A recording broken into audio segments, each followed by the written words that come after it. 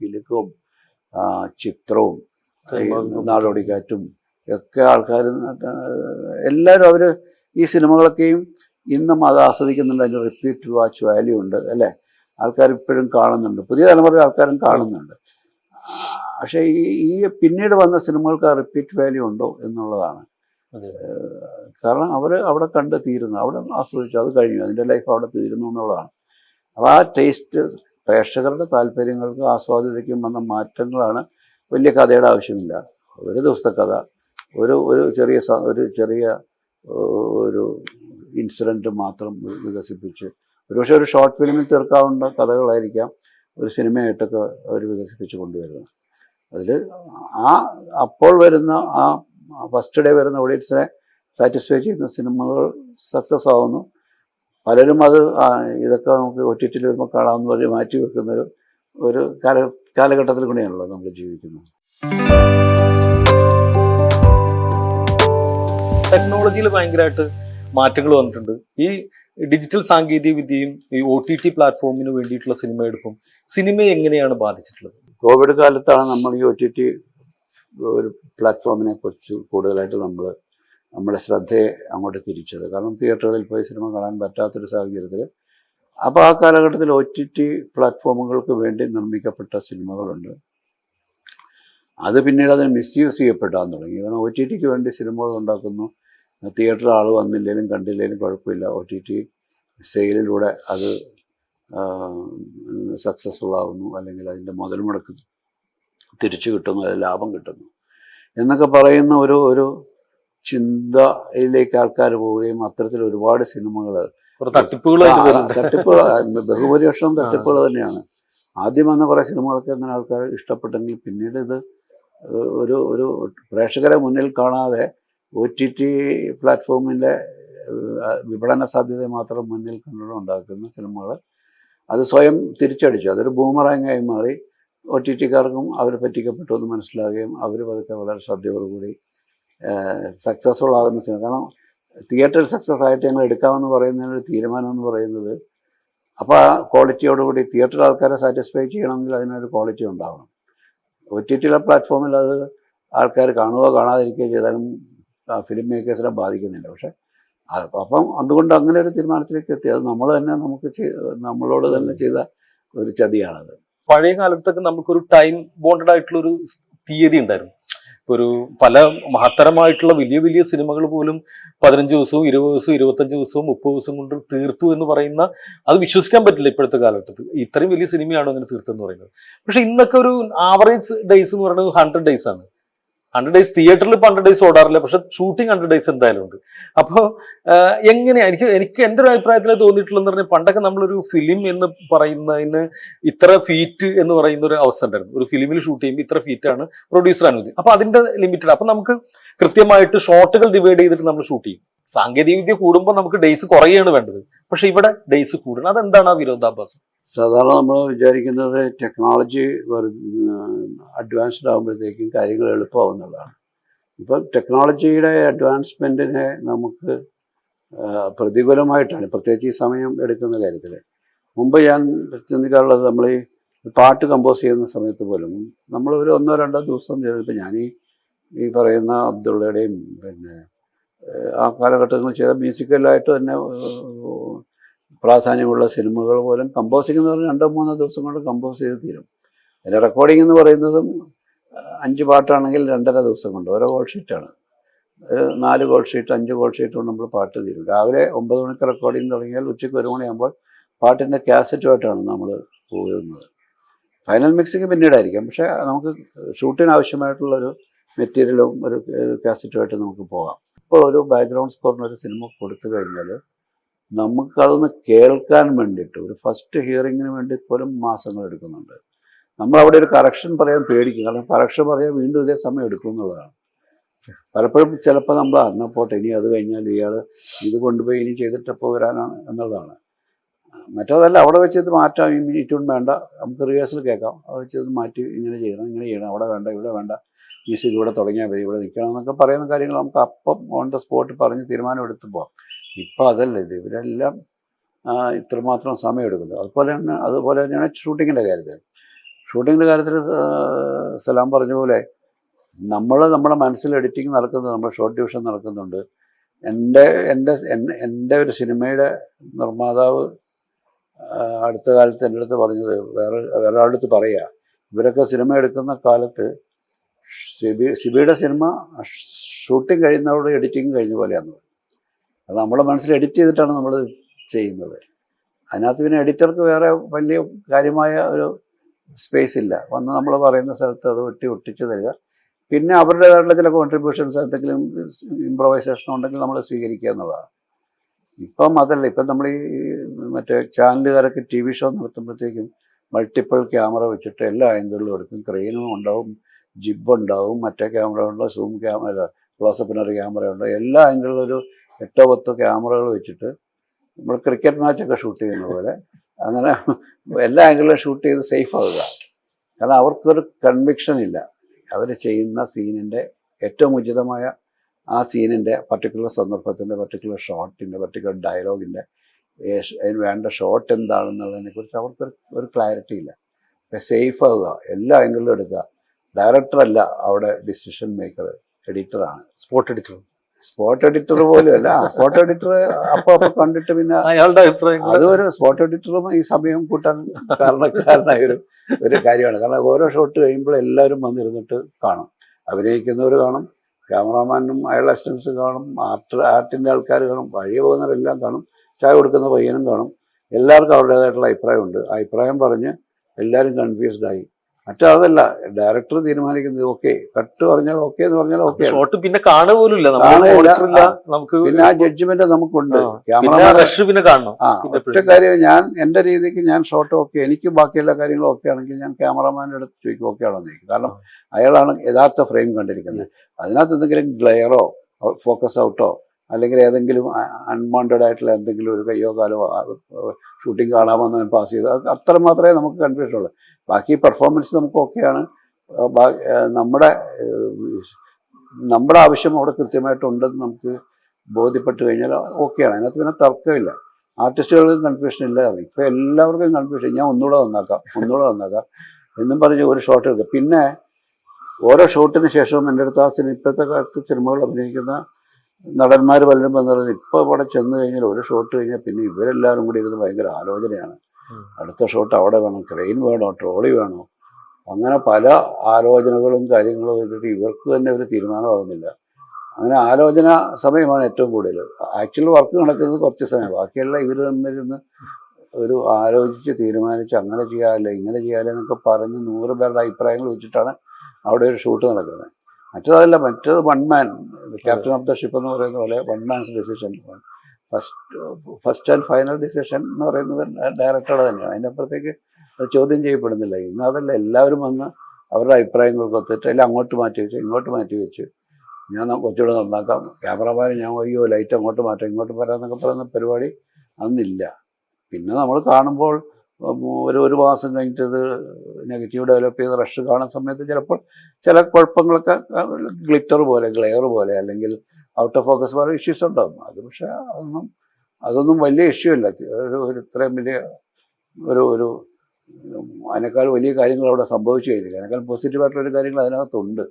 Performance ഉണ്ട്, പ്രോപ്പറായിട്ടുള്ളൊരു shot സംഭവിച്ചിട്ടുണ്ട് എന്നൊക്കെയാണല്ലോ. അപ്പോൾ അതൊക്കെയാണ് ടെക്നോളജി കൂടിയത്. ഒരുപക്ഷെ ഇതിന് പ്രതികൂലമായിട്ട് വന്നിട്ടുണ്ട്. ഞാൻ കിരീടം ഷൂട്ട് ചെയ്യുന്നത് 26 ദിവസം മറ്റാണ്, തനിയാവർത്തനം ചെയ്യുന്നത് 20 ദിവസമാണ്. അതിൽ മമ്മൂട്ടി 12 ദിവസം മാത്രമാണ് അഭിനയിച്ചിരിക്കുന്നത്. അതെ. അപ്പോൾ അങ്ങനെ അത്രയും പ്രഷറിൽ നിന്ന് തന്നെയാണ് നമ്മൾ ഈ സിനിമകളൊക്കെ ചെയ്തത്. എൻ്റെ ആദ്യത്തെ സിനിമ 18 ദിവസം കൊണ്ടാണ് ഞാൻ ഷൂട്ട് ചെയ്യുന്നത്. ഒരു എക്സ്പീരിയൻസ്ഡ് ഡയറക്ടർ ആയിട്ടില്ല ഞാൻ. അത്രയും പ്രഷറിൽ നിന്നുകൊണ്ട് അത്രയും ഫെസിലിറ്റീസേ നമുക്കുള്ളൂ. എൻ്റെ ക്ലൈമാക്സ് സീക്വൻസ് ഒറ്റ ദിവസം കൊണ്ടാണ് ഷൂട്ട് ചെയ്യുന്നത്. ആ ഗുസ്തിയും അതിൻ്റെ മൊത്തം കാര്യം ഇത്രയും ക്രൗഡേ വെച്ചിട്ട്. അതൊക്കെ 2 ക്യാമറ അതിനുള്ളൂ, എക്സ്ട്രാ ആയിട്ട് 2 2C ക്യാമറകളാണ്, വേറെ ഒന്നുമില്ല. നമ്മൾ പുതിയ കാലഘട്ടത്തിലെ സിനിമയെ പറ്റി പറയുമ്പോൾ തന്നെ സാറിന് പേഴ്സണൽ ഇപ്പോൾ എല്ലാ സിനിമകളും കാണുന്ന ഒരു സംവിധായകനാണ് സാറ്. ഞാൻ എൻ്റെ ഒരു എക്സ്പീരിയൻസിൽ തിയേറ്ററിൽ പോയിട്ട് തന്നെ മിക്കവാറും സിനിമകൾ കാണുന്ന ഒരാളാണ്.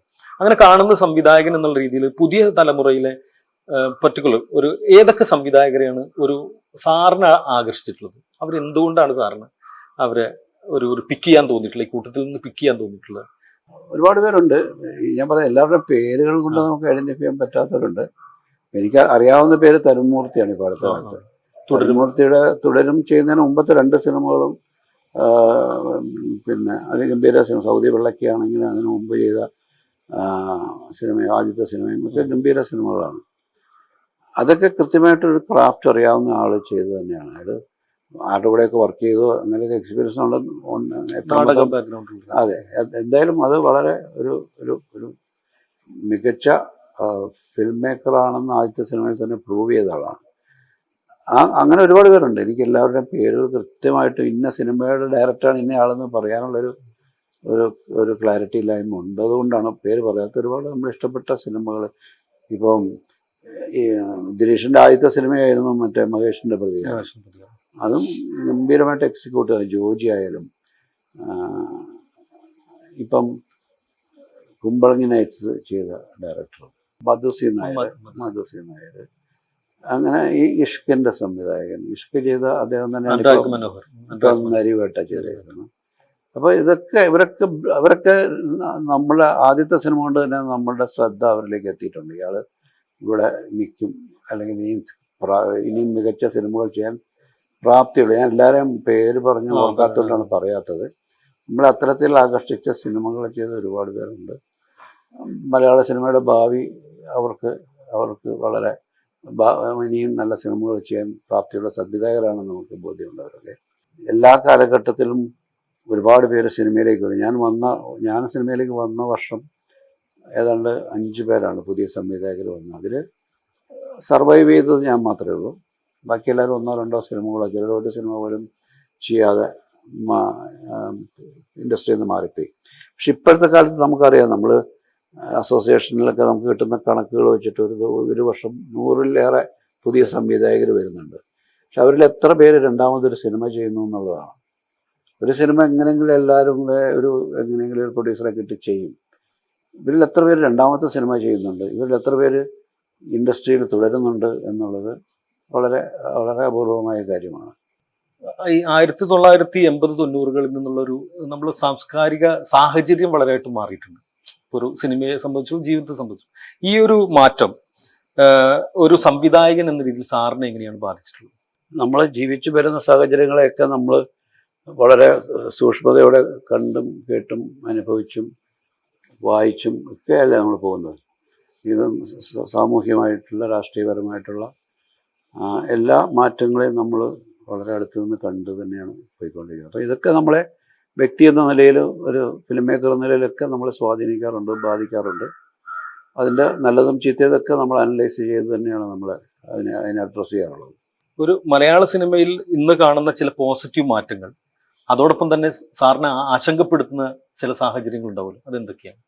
വൺ ടൈം സക്സസ് ഉണ്ടാകുന്ന, വൺ ടൈം മിറക്കിൾ സംഭവിക്കുന്ന ചില സിനിമകളുണ്ട്. ചിലപ്പോൾ ആ വൺ ടൈം മിറക്കിളോട് അവസാനിച്ച് പോകുന്ന കാര്യങ്ങൾ സംഭവിക്കുന്നുണ്ട്. പക്ഷേ നമ്മുടെ പ്രതീക്ഷ നൽകുന്ന കാര്യം ഇത്തരത്തിൽ ഇനിയും വളരെ മികവുറ്റ ഈ കാലത്തിന്, അവർ ജീവിച്ച കാലഘട്ടത്തെ അടയാളപ്പെടുത്തുന്ന സിനിമകൾ. ഇപ്പം നരിവേട്ട പോലുള്ള ഒരു സിനിമ ഒരു കൊമേഴ്ഷ്യൽ സിനിമയുടെ വിഷയമാക്കി എടുക്കാൻ മുന്നോട്ട് വന്ന ഒരു മുഖ്യധാര സിനിമയിൽ നിന്നുകൊണ്ട് തന്നെ അങ്ങനെ ഒരു സിനിമ ചെയ്യാൻ തയ്യാറായവരെ നമ്മളെന്തായാലും അഭിനന്ദിച്ചല്ലേ പറ്റുള്ളൂ.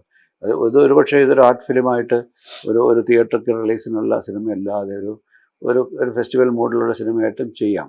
അങ്ങനെ അതിൻ്റെ ചില എലമെൻറ്റ്സ് ഒക്കെ എടുത്ത് ചെയ്തിട്ടുണ്ട്. പക്ഷേ കൂടുതൽ ആൾക്കാരിലേക്ക് എത്തപ്പെടുന്ന, കേരളത്തിൽ നടന്ന ഏറ്റവും വലിയൊരു ഭൂസമരത്തെ അടയാളപ്പെടുത്തുന്ന ഒരു സിനിമയെ പ്രേക്ഷകരുടെ ശ്രദ്ധയിലേക്ക് കൊണ്ടുവരാൻ, ബഹുജനങ്ങളുടെ ശ്രദ്ധയിലേക്ക് കൊണ്ടുവരാൻ, ആ കാലഘട്ടവും കഴിഞ്ഞിട്ടുള്ള തലമുറയുടെ ശ്രദ്ധയിലേക്ക് കൊണ്ടുവരാൻ ഒക്കെ തയ്യാറാകുന്ന ഫിലിം മേക്കേഴ്സ് തീർച്ചയായിട്ടും നമുക്ക് വളരെ പ്രതീക്ഷ നൽകുന്നവരാണ്. സാറിൻ്റെ ചില സിനിമകളെങ്കിലും കാലത്തിന് മുമ്പേ വന്നു എന്ന് തോന്നിയിട്ടുള്ള സിനിമകളുണ്ട്. അത് ആ കാലഘട്ടങ്ങളിൽ വേണ്ടത്ര ശ്രദ്ധ നേടാൻ സാധിച്ചിട്ടുണ്ടാവില്ല. ചിലപ്പോൾ വളരെ പ്രതീക്ഷയോട് തിയേറ്ററിൽ എത്തിയിട്ട് പരാജയപ്പെട്ട സിനിമകളുണ്ട്. പിന്നീട് അത് വന്നിട്ട് ഇപ്പോൾ ഇന്ന് ആ സിനിമകൾ പലതും വാഴ്ത്തപ്പെടുന്നുണ്ട്. അപ്പോൾ ആ ഒരു പരാജയത്തെ, കാരണം പ്രതീക്ഷക്കൊത്ത് സിനിമ വന്നില്ല, അല്ലെങ്കിൽ തിയേറ്ററിലെ ആളുകൾ അക്സെപ്റ്റ് ചെയ്തില്ല എന്നുള്ള ആ ഒരു പ്രതിസന്ധിയെ സാർ എങ്ങനെയാണ് നേരിട്ടുള്ളത്? അതോടൊപ്പം തന്നെ സാറിനെ വളരെയധികം നല്ല ഹൃദയത്തോട് ചേർത്ത് വെക്കാവുന്ന എന്നാൽ ശ്രദ്ധിക്കപ്പെടാത്ത സിനിമകൾ ഏതൊക്കെയാണ് സാറിന്റെ പോയിന്റ് ഓഫ് വ്യൂല്? എനിക്ക് തോന്നുന്നത് ഈ കാലത്തിന് മുമ്പേ സഞ്ചരിച്ച സിനിമകൾ എന്ന് പറയുമ്പോൾ ആദ്യം ഓർമ്മ വരുന്നത് ദശരഥമാണ്. ദശരഥം എന്ന സിനിമയുടെ അതിൻ്റെ കണ്ടന്റ് അന്നത്തെ കാലത്ത് ഒരുപക്ഷെ നമ്മുടെ സാധാരണക്കാരുടെ ഇടയിൽ അത്രയും വ്യാപകമായിട്ടുള്ളൊരു ധാരണയുള്ള കാര്യമായിരുന്നില്ല. ഇത്തരത്തിലുള്ളൊരു ചികിത്സാ രീതി, ആർട്ടിഫിഷ്യൽ ഇൻസെമിനേഷൻ എന്നൊക്കെ പറയുന്ന, കൃത്രിമ ഗർഭധാരണം എന്നൊക്കെ പറയുന്ന ഒരു സാങ്കേതികതയെ, ആ സയൻസിനെ കുറിച്ചൊന്നും സാധാരണക്കാർക്ക് അറിവില്ല. അങ്ങനെ ഒരു കാലഘട്ടത്തിലാണ് അങ്ങനെ ഒരു സിനിമ നമ്മൾ ചെയ്തത്. അതുകൊണ്ട് തന്നെ ആൾക്കാരത് തിയേറ്ററുകളിൽ വേണ്ട രീതിയിൽ അതിന് പ്രേക്ഷകരെ കിട്ടിയില്ല. പക്ഷേ അതിൻ്റെ ഒരു കാസറ്റ് ഇറങ്ങിയ സമയത്ത് തന്നെ ആൾക്കാർ ഇതായിരുന്നു നല്ല സിനിമയാണല്ലോ എന്നൊക്കെ പറയുന്നത് പിന്നീട് കേൾക്കുന്നുണ്ടായിരുന്നു. ഇപ്പോൾ അടുത്ത കാലത്ത് അത് വീണ്ടും ഈ പറയുന്നില്ല, പ്രത്യേകിച്ചും ഈ മോഹൻലാൽ ചെയ്ത കഥാപാത്രവും അതിൻ്റെ ക്ലൈമാക്സും ഒക്കെ ആൾക്കാർ ഇങ്ങനെ കാണാപ്പാടമാണ്. ഇപ്പോൾ ഡയലോഗുകളൊക്കെ അത് ഒരുപക്ഷെ നമുക്ക് ഇപ്പോൾ അത് സ്വീകരിക്കപ്പെടുന്നതുകൊണ്ട് അന്നത്തെ സങ്കടങ്ങൾക്കൊക്കെ ഒരു ചെറിയ ആശ്വാസമുണ്ട് എന്നുള്ളത് ശരി തന്നെയാണ്. ദേവദൂതനും നമ്മൾ വളരെ പ്രതീക്ഷയോടെ ചെയ്ത ഒരു സിനിമയാണ്. കാരണം നമ്മൾ ആദ്യത്തെ സിനിമ ആയിട്ട് ചെയ്യാനൊക്കെ ആഗ്രഹിച്ചു രൂപപ്പെടുത്തിയ കഥയാണ്. അത് 17 വർഷങ്ങൾക്ക് ശേഷം ദേവദൂതൻ എന്ന പേരിൽ തിയേറ്ററിലെത്തുമ്പോൾ പൂർണ്ണമായിട്ടും തിരസ്കരിക്കപ്പെടുകയും, ഞാൻ ഏറ്റവും കൂടുതൽ എഫേർട്ട് എടുത്തിട്ടുള്ള, ഏറ്റവും കൂടുതൽ ദിവസം ഷൂട്ട് ചെയ്തിട്ടുള്ള, ഏറ്റവും വലിയ പ്രതീക്ഷയോടെ ചെയ്തൊരു സിനിമയാണ്. അത് ഭയങ്കര സെറ്റ് ബാക്ക് ഉണ്ടായി. അത് നമ്മളെ വല്ലാതെ തളർത്തുകയും ചെയ്തു. പക്ഷേ 24 വർഷങ്ങൾക്ക് ശേഷം ആ സിനിമ റിലവൻ്റ് ആകുന്നു എന്നുള്ളതാണ്. ആൾക്കാർ ആ സിനിമ ഇറങ്ങിയ കാലത്ത് ജനിക്കാത്തൊരു തലമുറ ആ സിനിമ കാണാനുള്ളൊരു താല്പര്യം, അവരുടെ താല്പര്യം, സോഷ്യൽ മീഡിയയിൽ ഈ സിനിമ വലിയ രീതിയിൽ ചർച്ച ചെയ്യുന്നൊരു നമ്മുടെ ശ്രദ്ധയിൽ അത് പെട്ടപ്പോഴാണ് നമ്മളത് എൻ്റെ റീമാസ്റ്ററിങ്ങിനെ കുറിച്ച് ചിന്തിച്ചത്. അത് വലിയ രീതിയിൽ സ്വീകരിക്കപ്പെട്ടു. ഇപ്പോൾ എനിക്ക് തോന്നുന്നു ഒരുപാട് പടങ്ങൾ റീമാസ്റ്റർ ചെയ്ത് വരുന്നുണ്ടെങ്കിൽ പോലും മറ്റൊരു സിനിമകൾക്കും കിട്ടാത്തൊരു സ്വീകാര്യത ആ സിനിമയ്ക്ക് ഉണ്ടായി. അത് അതിൻ്റെ കണ്ടൻറ്റിൻ്റെ ഒരു വാല്യൂ ഇന്ന് കാലത്തിന് മുമ്പേ പിറന്ന അന്ന് കണ്ട പ്രേക്ഷകരെക്കാൾ ഇന്നത്തെ പ്രേക്ഷകരാണ് അതിനെ സ്വീകരിച്ചതെന്നുള്ളതിന് ഏറ്റവും വലിയ ഒരു തെളിവാണത്. കാലത്തിന് മുമ്പേ പിറന്ന സിനിമ എന്ന നിലയിൽ തന്നെയായിരിക്കും അന്ന് തിരസ്കരിക്കപ്പെട്ടു. അന്നത്തെ പ്രേക്ഷകർക്ക് അത് ഉൾക്കൊള്ളാൻ കഴിഞ്ഞില്ല. പക്ഷേ ഇന്നത് സ്വീകരിക്കപ്പെടുകയും വലിയ രീതിയിൽ അത് ഒരു വിജയമായി തീരുകയും ചെയ്യുന്നത് നമുക്ക് വലിയ സന്തോഷം തരുന്ന കാര്യം. ഒരു കാവ്യനീതിയാണത്. കാരണം അന്ന് തിരസ്കരിക്കപ്പെട്ട സിനിമ പുതിയ തലമുറ സ്വീകരിച്ചു എന്ന് പറയുന്നത് ഒരു ഫിലിം മേക്കറെ സംബന്ധിച്ചുള്ള ഭയങ്കര, അത് ഈ പറയുന്ന പോലെ ഇപ്പോഴത്തെ കാലത്തെ കഥയില്ലായ്മയുടെ അവസ്ഥയിലുള്ള സിനിമയും അല്ല എന്നുള്ളത് ചിന്തിക്കണം. അതാണ് അതിൻ്റെ പ്രത്യേകത. അപ്പോൾ എന്തുകൊണ്ടാണ് കഥയില്ലാത്ത സിനിമകൾ സ്വീകരിക്കപ്പെടാതെ പോകുന്നു എന്നുള്ളത് കഥയുള്ള സിനിമകൾ വരാത്തത് കൊണ്ട് തന്നെയാണ്.